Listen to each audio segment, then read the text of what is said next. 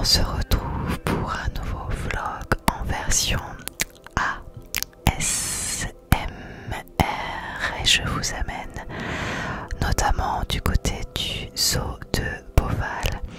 Alors pour commencer cette vidéo, je sais que certaines personnes sont complètement contre les zoos et je ne suis pas là pour faire polémique, je suis pas là pour faire non plus de la pub au zoo de Beauval.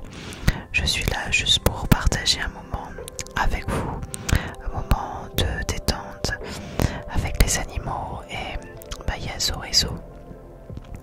Je sais que à côté de chez moi, dans le sud, il y a par exemple le zoo de Fréjus qui est un zoo franchement, je trouve assez maltraitant entre guillemets avec, même pas entre les guillemets, avec les animaux. En l'occurrence au zoo de Beauval, je trouve ça assez différent. D'ailleurs, ils font partie ils sont membres européens des zoos et des aquariums et s'engagent dans la conservation des espèces menacées. Et ils réintroduisent chaque année des animaux dans leur milieu naturel, que ce soit en Afrique, où ils ont mis par exemple des okapis. Ils ont mis aussi des zèbres, des oryx et d'autres animaux, je ne me rappelle plus lesquels, à Djibouti. Enfin bref, ils réintroduisent beaucoup d'animaux et ils sont aussi sur la sauvegarde des animaux. Bref, je ne suis pas là pour leur brosser le poil, je suis là pour vous montrer un petit peu notre séjour de 2 jours au parc de Beauval, qui est classé 4e plus beau zoo du monde. Et pour cause, franchement, je n'ai jamais été dans un tel parc. J'ai été vraiment surprise. Je savais que c'était beau, mais je ne savais pas à quel point. C'est à Saint-Aignan que se trouve le zoo de Beauval en Loir-et-Cher. Et donc nous sommes restés 2 jours dans le parc, 3 nuits. Il n'y avait plus de place à l'hôtel du zoo. Enfin, ils ont plusieurs hôtels, mais en fait ils sont vite complets. Donc on a pris un Airbnb dans une commune pas très loin, une vingtaine de minutes, dans une commune qui s'appelait Billy. Et voilà, du coup, regardez, là c'est assez intéressant. On apprend que ça montrait la vertèbre d'une girafe et la vertèbre d'un humain juste à côté. Bref, je parle, mais je ne suis pas en train de commenter les jolies images que je vous ai mis. Donc pendant 2 jours entiers, nous avons été au zoo de Beauval. Il faut bien ça pour faire le tour du parc. En un jour, c'est un petit peu juste parce que c'est vraiment très très grand, hein. C'est quand même 44 hectares. Il y a plus de 35 000 animaux dans ce zoo, donc c'est vraiment énorme. Si vous restez une seule journée, vous n'aurez pas le temps de tout voir. Vous allez beaucoup courir et vous ne pourrez pas assister aux spectacles qui sont, ma foi, très sympathiques. En plus, ça serait bête de les louper, surtout le spectacle des oiseaux qui a été vraiment un coup de cœur pour moi. Donc là, on voit le dôme équatorial qui a été d'ailleurs qui est arrivé il y a 1 an et demi. Alors, à l'intérieur, il y a plein d'espèces, dont les lamantins. Vous avez vu comme ils sont mignons, ils se font des câlins et tout. Des petits câlins, des petits câlins, des petits câlins, des petits câlins. Ils sont trop choupis. Le dôme, il est énorme. Et il y a beaucoup d'espèces. Donc, là, c'était dans l'aquarium avec les lamantins. Il y avait aussi des gros poissons vraiment énormes. Mais dans le dôme, il n'y avait pas que ça. Il y avait, vous allez voir un peu. En fait, on n'a pas fait le dôme entièrement le premier jour parce qu'il faisait vraiment trop chaud. Du coup, on a fait une partie le premier jour. Et on s'est dit que ce serait peut-être plus intelligent de commencer par ça le 2e jour, qui ferait un petit peu moins chaud au démarrage à 9 h du matin. Et c'est vrai que c'était un petit peu mieux.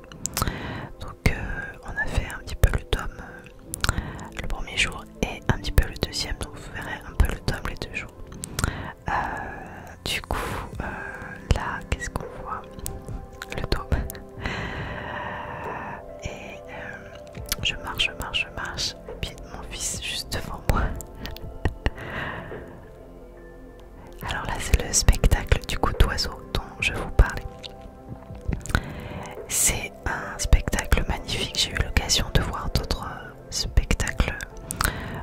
ma vie d'oiseaux, mais j'avoue que c'est le plus beau spectacle d'oiseaux que j'ai vu jusqu'à présent. En plus on avait de la chance, on était bien placés. Vous avez vu les oiseaux, ils arrivaient juste à côté de nous. Donc pour le coup on avait vraiment de la chance. Par contre il faisait 32 degrés ce jour-là et il n'y avait pas un brin d'ombre dans les gradins. Et c'est vrai que il faut aller au spectacle un petit peu à l'avance, sinon il n'y a plus de place. Donc on reste à attendre plus d'une heure, une heure et demie entre l'attente et le spectacle. Et une heure et demie en plein cagnard, sans sombre, c'est dur. Mais en tout cas ça en vaut la peine parce que le spectacle d'oiseaux, je vais dire de rapaces, mais il n'y a pas que des rapaces, et ben il en vaut vraiment la peine. Il y a vraiment tous les oiseaux du parc qui participent. Et à la fin, là, je vous ai coupé la musique et je vous ai mis ma propre musique. Mais ils ont mis une musique en plus d'ambiance. Ils parlaient en même temps et à la fin, il y a des oiseaux qui viennent de partout. De partout, de partout, de partout, de partout, de partout. Et ça a un côté très cinématographique. C'était vraiment magnifique à voir, c'était un grand moment, vraiment, j'ai vraiment beaucoup apprécié ce spectacle. Regardez un petit peu les belles bêtes, et je vous dis on était vraiment bien positionnés. C'est là que je vous disais qu'il y a des oiseaux de partout. Alors sur écran comme ça rend pas, mais en vrai c'est magnifique. Un vrai moment de poésie. D'ailleurs, en parlant d'oiseaux, c'est assez rigolo parce que le parc il est pas si vieux, il a été créé en 1980 par Françoise Delors. Maintenant c'est son fils qui dirige un petit peu tout ça, hein, Rodolphe, parce que bon elle est un petit peu ancienne maintenant, un petit peu âgée, mais elle a commencé à l'époque, le parc n'était pas aussi grand, et elle a commencé que avec des oiseaux, il n'y avait pas d'autres animaux. Là il y a un petit téléphérique qui est plutôt sympa, qui a été mis en place en 2019, c'est assez récent, et qui permet de traverser un peu le parc parce que c'est très grand et qu'on fait que marcher toute la journée, et donc au moins c'est beaucoup plus facile, et en plus on a une vue sublime de là-haut. Alors une cabine sur 3 a la particularité d'avoir le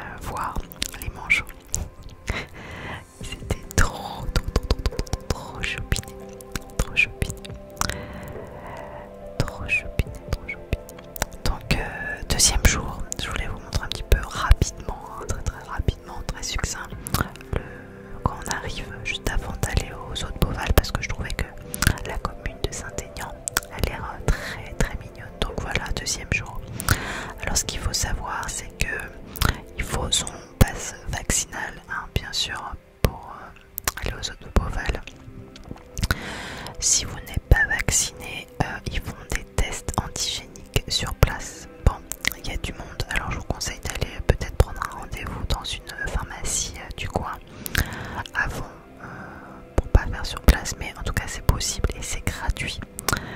Il me fait rire celui-là, il a fait pipi, je sais pas si vous avez vu. Je ne sais pas qu'est-ce que, je me rappelle plus de son nom celui-là, mais il est trop rigolo. Donc voilà, vous pouvez faire un test antigénique sur place. Ah bah me voilà. On me voit rarement sur les vlogs, généralement je filme, donc je me filme pas.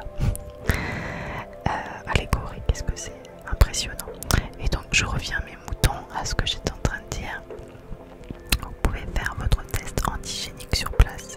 Et ceux qui veulent se vacciner, vous pouvez même vous vacciner sur place, parce qu'on a vu des petits autocollants qui traînaient avec marqué vacciné à Beauval. Bon, c'est quelque chose que je n'aurais pas tenté personnellement parce qu'on ne sait pas comment on réagit à la vaccination, et donc si on réagit pas trop bien en plein cagnard à marcher toute la journée, je ne sais pas si c'est une bonne idée, mais en tout cas vous pouvez vous faire vacciner à Beauval si vous le souhaitez. Les gorilles, c'est vraiment très très impressionnant. Regardez ces muscles, c'est incroyable, et ce dos cambré, c'est un corps vraiment impressionnant. Bon, je voudrais pas être juste à côté, me prendre une baffe, par contre je pense que ça fait mal, mais c'est un animal assez impressionnant. D'ailleurs, est-ce que vous connaissez la différence entre les grands singes et les petits singes? La différence principale, c'est leur queue. Les grands singes n'ont pas de queue. Voilà, il y en a d'autres, hein, des différences, mais en tout cas, il y a aussi une histoire de queue, de savoir s'il y en a ou s'il n'y en a pas. Donc la deuxième journée, il y avait un petit peu moins de monde, même s'il y avait beaucoup de monde encore à Beauval. C'était un petit peu plus vivable. Enfin, c'était pas que c'était invivable, mais c'était vraiment blindé de monde. C'est surtout que beaucoup de monde, plus la chaleur.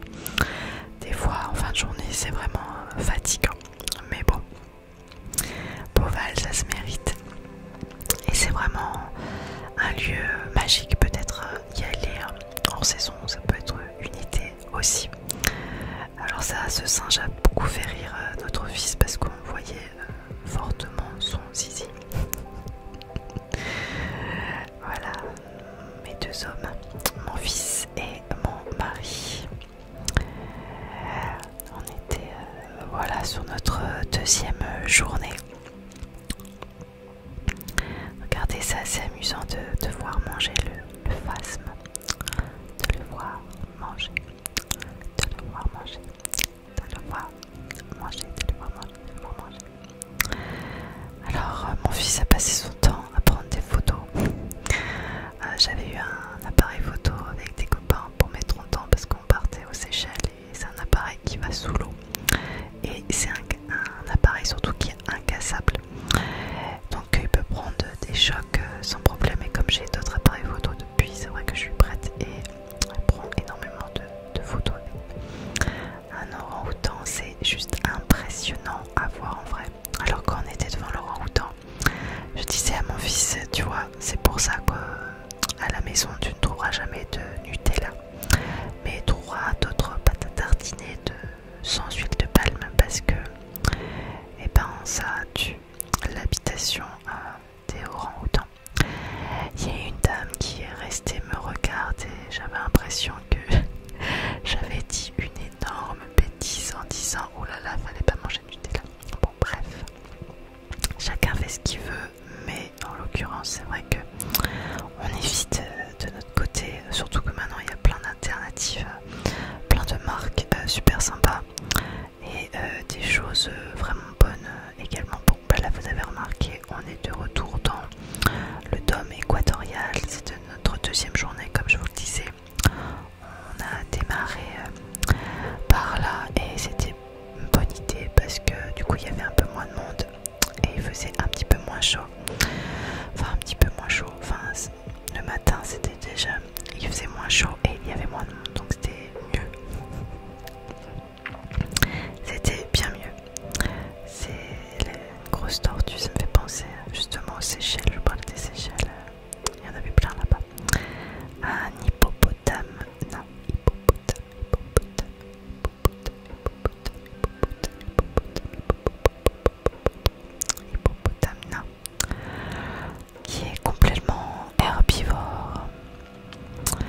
c'est dans le bassin d'ailleurs avec l'hippopotame, il y a plein de poissons de toutes les couleurs et ils étaient nombreux.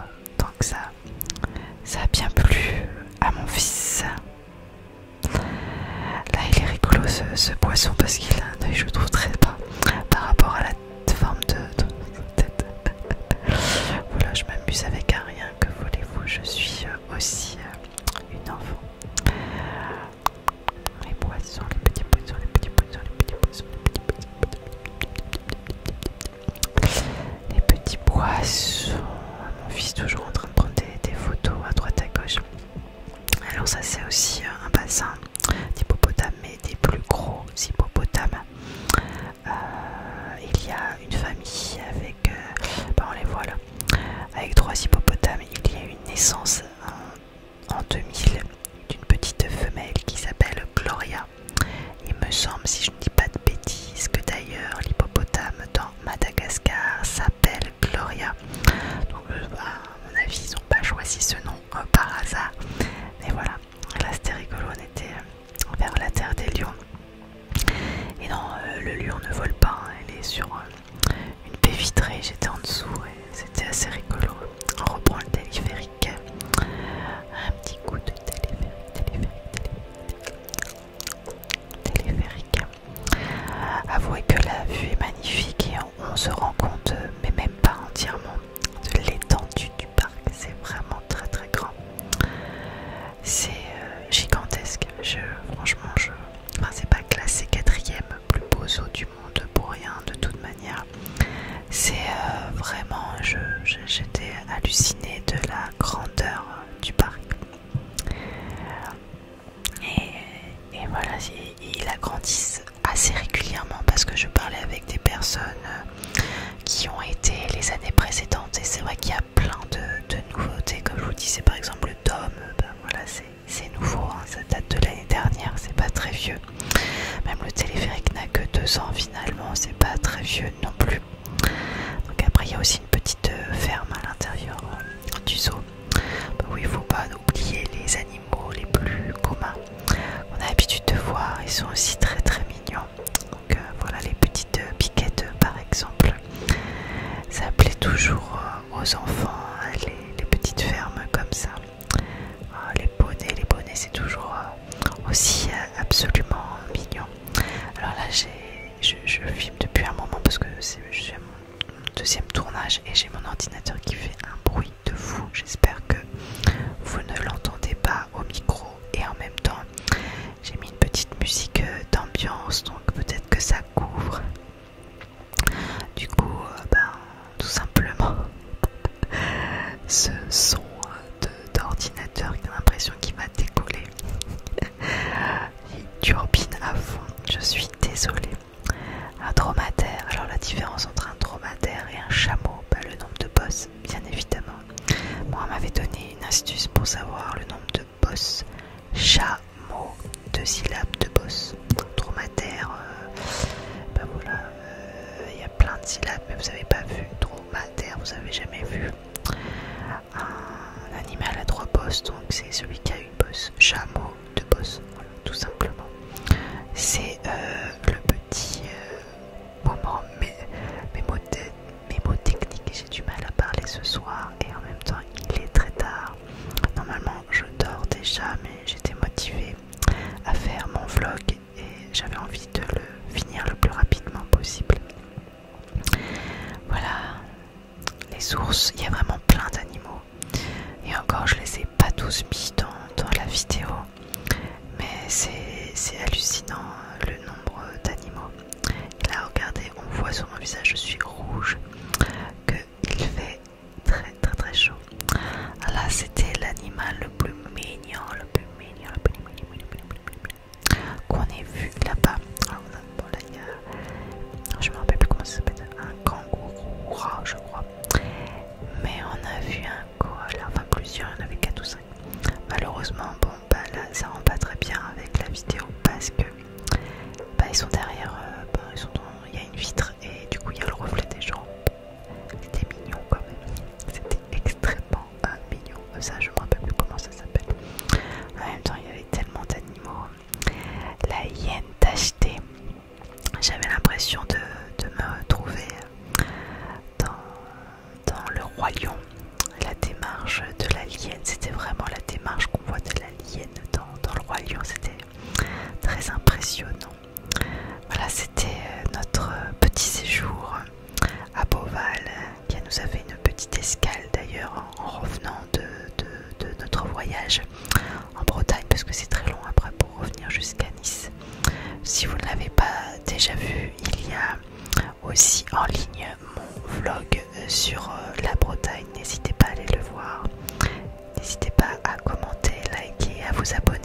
cela